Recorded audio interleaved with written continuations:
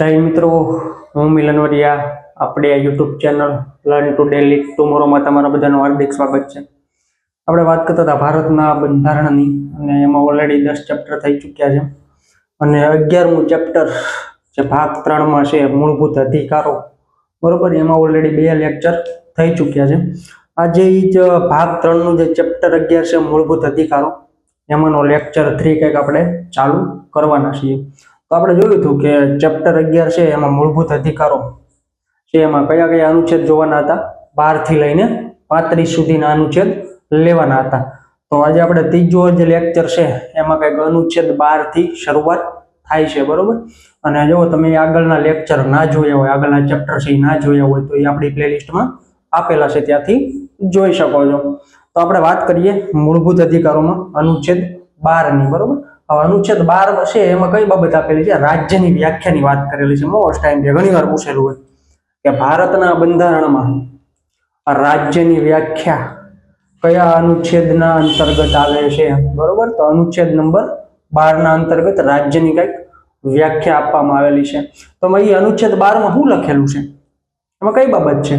તો મૂળભૂત અધિકારોની અંદર રાજ્ય શબ્દનો વારંવાર ઉલ્લેખ થયેલો છે, બરોબર. મૂળભૂત અધિકારો જે આપણે આપેલા છે 6 આપેલા છે, એમાં રાજ્ય શબ્દનો ઘણીવાર ઉલ્લેખ થયેલો છે.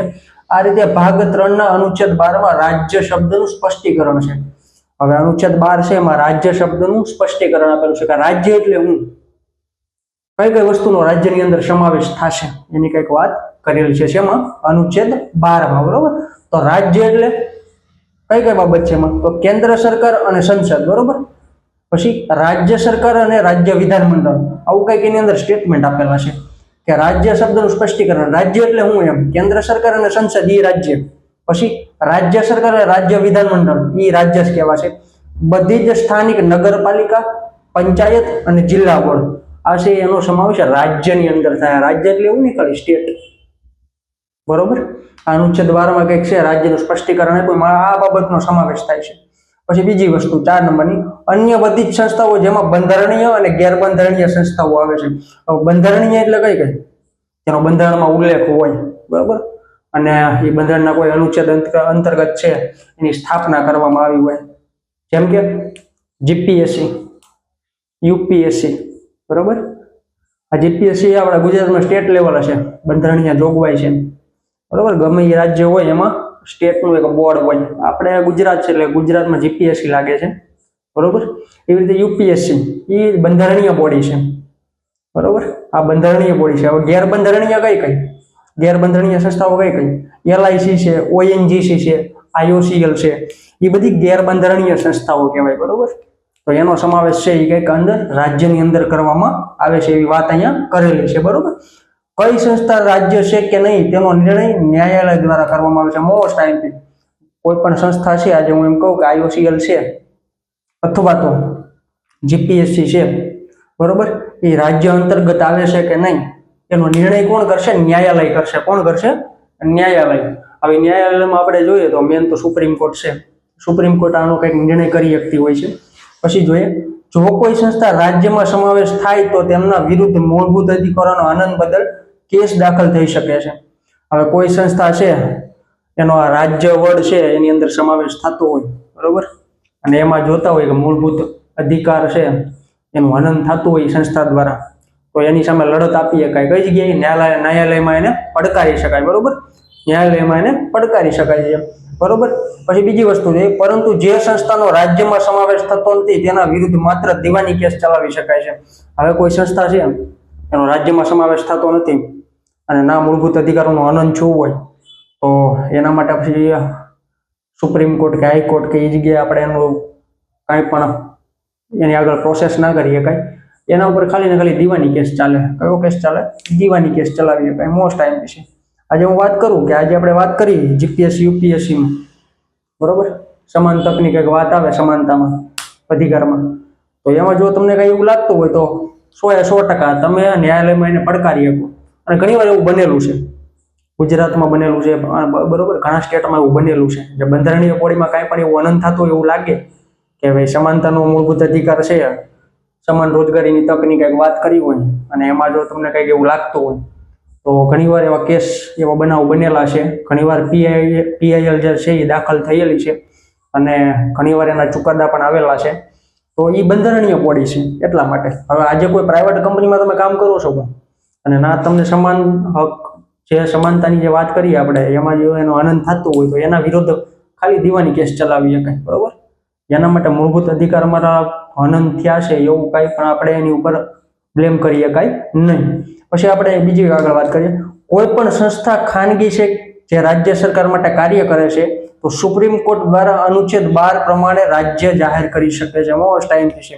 હવે ગમે સંસ્થા છે એનો રાજ્યમાં સમાવેશ થતો નથી, બરાબર, જે ખાનગી છે, પણ રાજ્યની જે પણ બંધારણીય બોડી છે અથવા તો ગેરબંધારણીય સંસ્થાઓ છે એના અંતર્ગત કામ કરે છે, બરોબર, એની સાથે જોડાયેલા છે. તો જો સુપ્રીમ કોર્ટને એવું થાય, ભારત સરકારને એવું થયું અને સુપ્રીમ કોર્ટ છે એ અનુચ્છેદ 12 અંતર્ગત એને રાજ્ય જાહેર કરી શકે છે, તો રાજ્યમાં એનો સમાવેશ થઈ શકે છે. મોસ્ટ ટાઈમ છે, બરોબર, યાદ રાખવા જેવી વસ્તુ છે. કઈ અનુચ્છેદ? અનુચ્છેદ 12 પ્રમાણે કોણ કરી શકે? Supreme court. કોને? ખાનગી સંસ્થાઓને. કેવી રીતે? જો એ સંસ્થા છે એ કોઈ પણ બંધારણીય કે ગેરબંધારણીય જે અનુચ્છેદ 12 રાજ્ય તરીકેનો સ્વીકાર થયેલો છે એના અંતર્ગત આવતું હોય, એ ખાનગી સંસ્થા આવતી હોય તો એને રાજ્ય જાહેર કરી શકે છે. પછી આપણે આગળ વાત કરીએ કે ન્યાયતંત્ર ખાનગી કંપનીઓ રાજ્યમાં નહીં આવે. મોસ્ટ ટાઈમ છે જો ન્યાયતંત્ર કન્ફ્યુઝન, બરોબર, ન્યાયતંત્ર ખાનગી કંપનીઓ રાજ્યમાં નહીં આવે.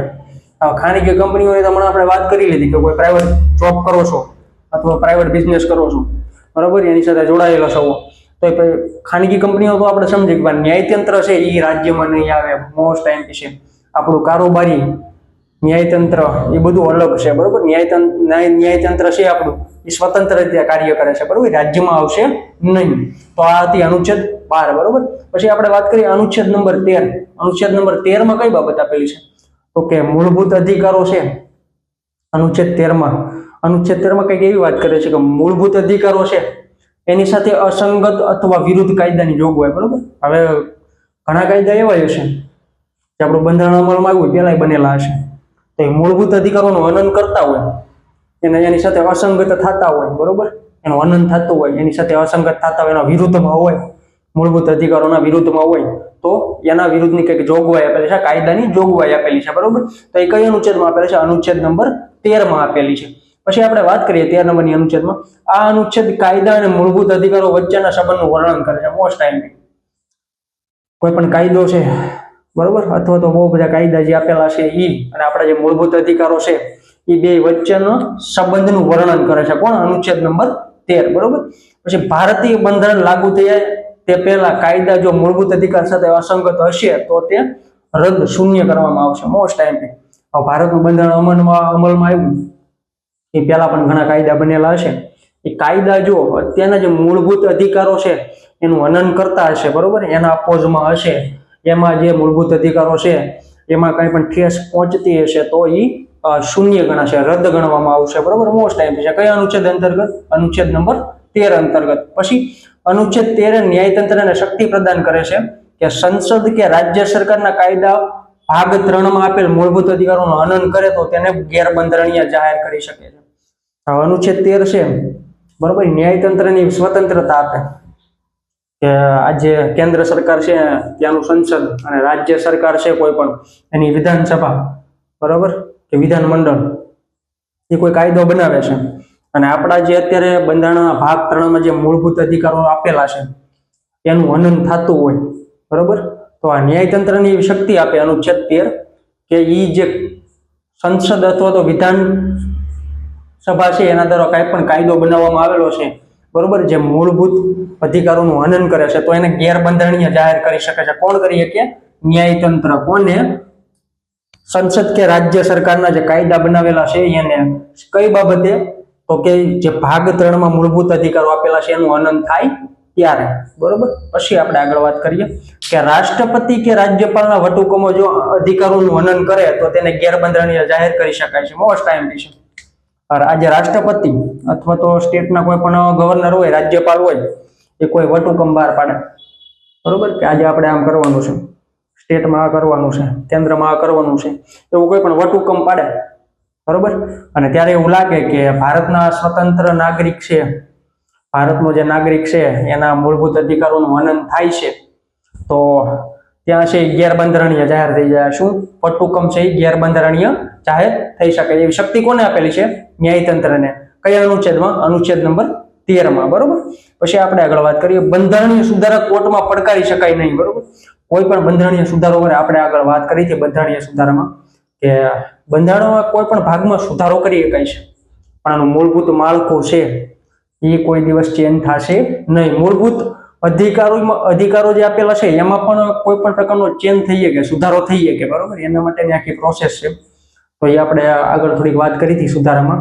અને હજી આપણે છે બહુમતીઓની કંઈક વાત કરવાના છે, જે આગળ આવશે તેમાં વાત કરી હતી આપણે કે બંધારણના કોઈ પણ ભાગમાં સુધારો કરી શકાય, પણ એનું માળખું આખું જે ફરમો છે બંધારણમાં એમાં કાંઈ પણ પ્રકારનો ફેર થવો પડે નહીં. તો કોઈ પણ બંધારણીય સુધારો કરે, માનો કે કાલ આપણે જે 7મા નંબરનું જે મૂળભૂત અધિકાર હતો મિલકતનો અધિકાર હતો, જેને કાનૂની બનાવવામાં આવ્યો, તો એ સુધારો કર્યો તો એને કોર્ટમાં ન પડકારી શકાય એ સુધારાને, પણ મૂળભૂત અધિકારોનો ભંગ થાય તો તેને પડકારી શકાય છે. હવે આજ કોઈ કેમ કે મારે છે એ સાઉથ ઇન્ડિયામાં ફરવા જવું છે અને ના મને કોઈ રોકે છે, તો એ તમારા મૂળભૂત અધિકારોનું હનન થયું કહેવાય.